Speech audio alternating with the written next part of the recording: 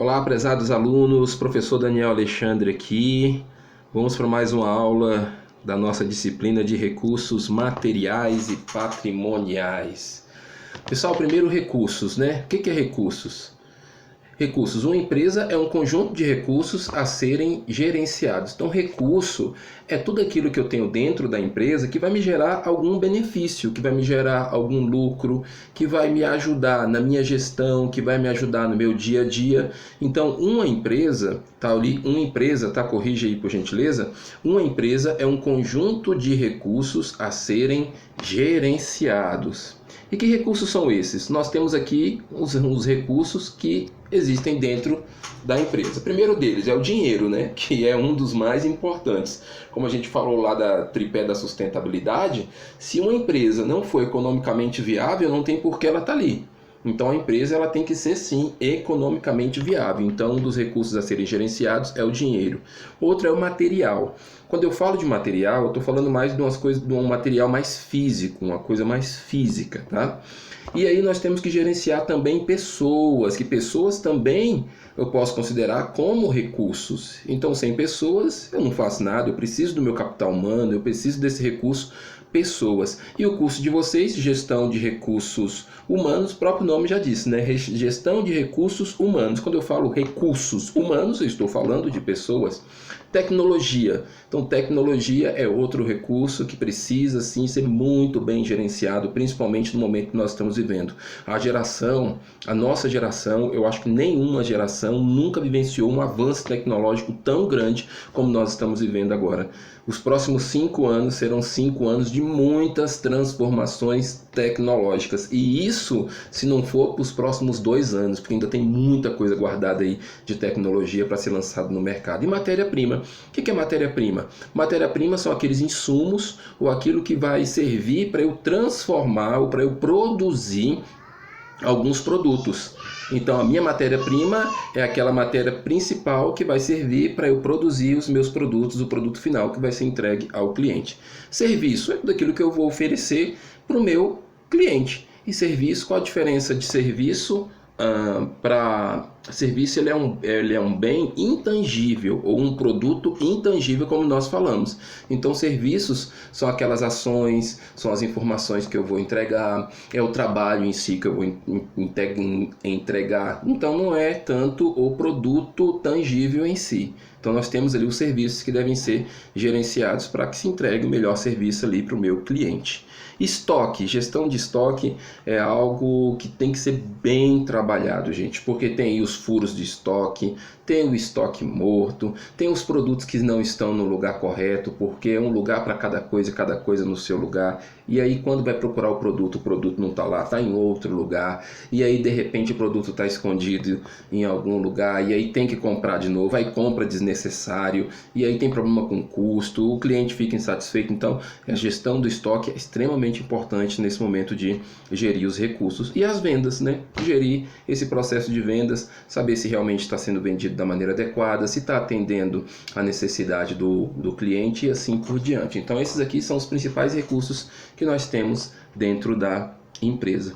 E nós temos 5 tipos de recursos. Quando eu vou dividir esses recursos em nichos, ou em setores, ou em partes, nós temos aí 5 tipos de recursos. Isso aí é muito importante, viu? Que você guarde isso aí, que possivelmente isso pode cair na sua prova, se a gente tiver prova neste semestre, que a gente não sabe ainda como é que vai ficar as nossas avaliações. Mas guarde essa informação aí. Nós temos recursos materiais, recursos patrimoniais, recursos financeiros, recursos humanos e recursos tecnológicos. Então são os 5 tipos de recursos principais que nós temos, tá? Os materiais, os patrimoniais, os financeiros, os humanos e os tecnológicos.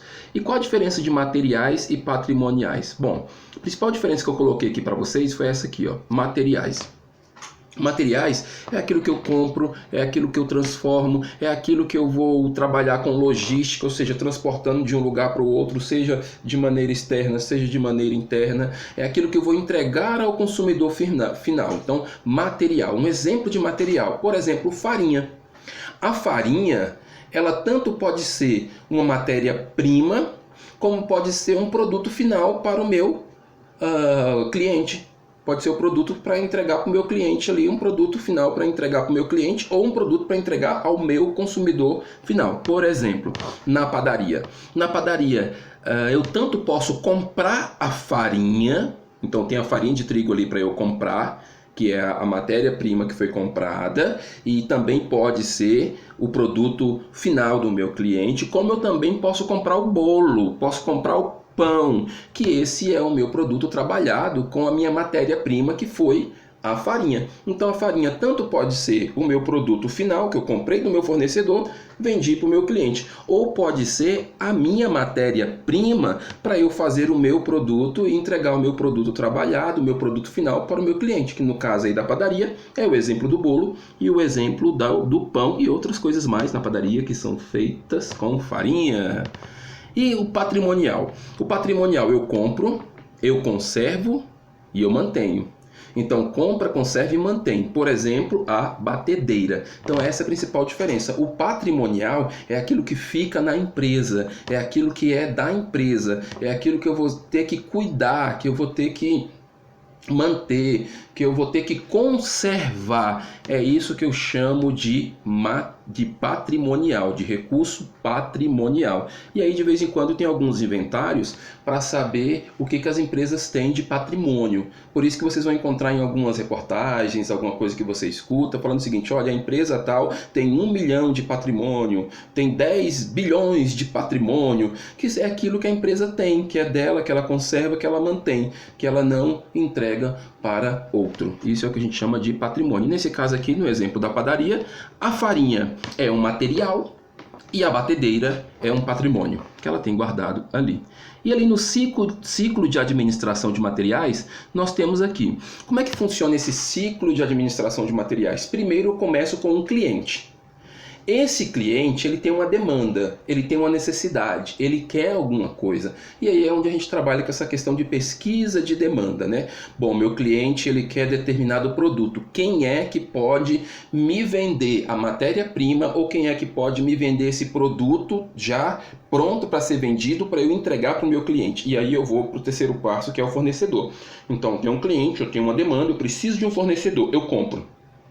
Eu compro lá do meu fornecedor, eu preciso escolher a transportadora, qual transportadora que eu vou utilizar. Nós fizemos um estudo de caso aí de uma transportadora, e aí a transportadora traz esse produto, eu preciso armazenar esse produto de maneira adequada, eu tenho que ter uma logística interna, uma movimentação interna, dependendo do produto, tem uma maneira correta de armazenar, tem um lugar correto de armazenar. Quando são alguns produtos perecíveis ou alguns produtos que precisam estar em uma temperatura adequada, eu tenho um lugar que é refrigerado, que já sai de um transporte que é refrigerado para dentro de um estoque que é refrigerado.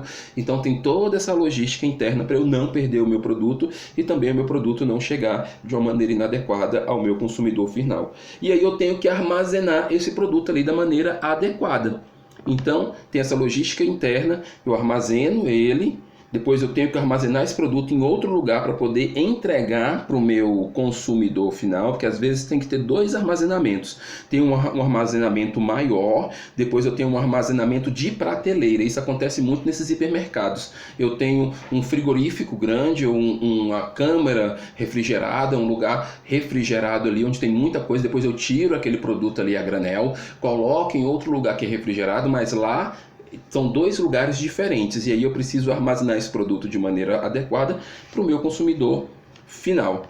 E aí eu tenho o meu produto acabado, que às vezes está armazenado ali, mas ele ainda não foi acabado, ele ainda precisa de um toque, precisa de um preparo, precisa ir para um lugar de transformação, e aí eu tenho o produto acabado.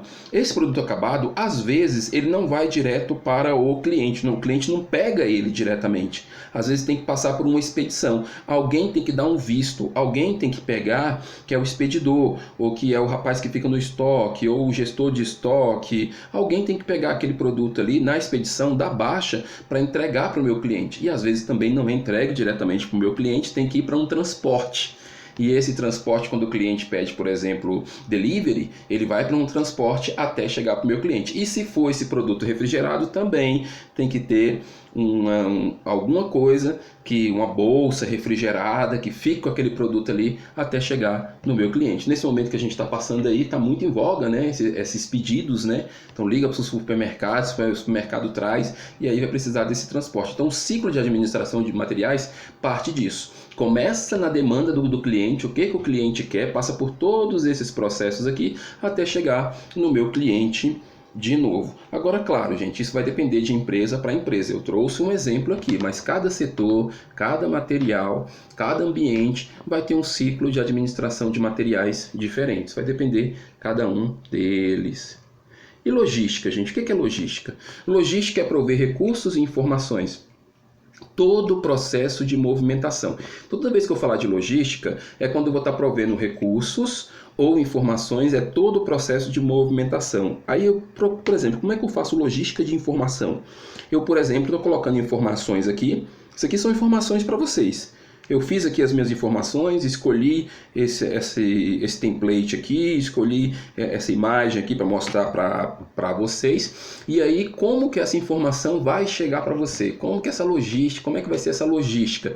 Então nós temos aqui, como eu não disponibilizo diretamente no WhatsApp, por causa do vídeo que às vezes fica um pouco pesado, eu tenho que colocar num canal na internet, depois eu disponibilizo para você, e para você eu disponibilizo só o arquivo mesmo em PDF, para você ir acompanhando. Isso é logística de informações. Logística de recursos também é todo o processo de movimentação, seja interna, seja externa. Então tem que tomar cuidado, que eu não posso falar que logística é transporte, tá? Cuidado com isso, eu não posso dizer que logística é transporte. No transporte nós temos logística, mas logística eu não posso chamar de transporte, desse transporte convencional, de caminhão, de carros e outras coisas mais, porque dentro da empresa eu tenho algumas movimentações que não necessariamente precisam de um transporte desse. Pegar um produto de um lugar, o colaborador pega o produto do estoque e coloca lá na prateleira. Isso eu posso chamar de logística, porque é a movimentação. E ele não vai precisar de nenhum transporte específico para poder fazer essa movimentação. Então, mais uma vez, logística é todo o processo de movimentação. E a importância dos softwares, ou seja, dos programas. Para que serve um programa dentro da empresa? Esses programas eles vão servir para administrar a minha compra, fazer a minha gestão de compra, o que eu devo comprar, a hora que eu devo comprar, se está precisando, se não está, qual o custo disso, qual a empresa que está vendendo da maneira correta, qual o fornecedor que está vendendo com um custo bom. Então, os meus programas, os meus softwares, eles vão me ajudar em relação a isso. E vai me ajudar em relação ao recebimento, quando o produto chega, às vezes tem uma maquininha que bipa, já tem alguns lugares que tem alguns tipos de código, ou alguns chips, alguma informação assim que quando passa ali naquele lugar, já automaticamente já é computado, nem precisa mais ficar passando a maquininha ou digitando. Então, de acordo com a tecnologia de cada empresa, eles vão ter um processo de recebimento diferente. O controle de qualidade, tem alguns programas que vão controlar a qualidade, se o cliente está satisfeito, se o produto ele veio da maneira adequada, se o produto está atendendo às necessidades do meu cliente, se o produto ele está vencendo muito rápido e assim por diante. E por último, a nossa gestão de estoque. Então, ele vai fazer toda essa gestão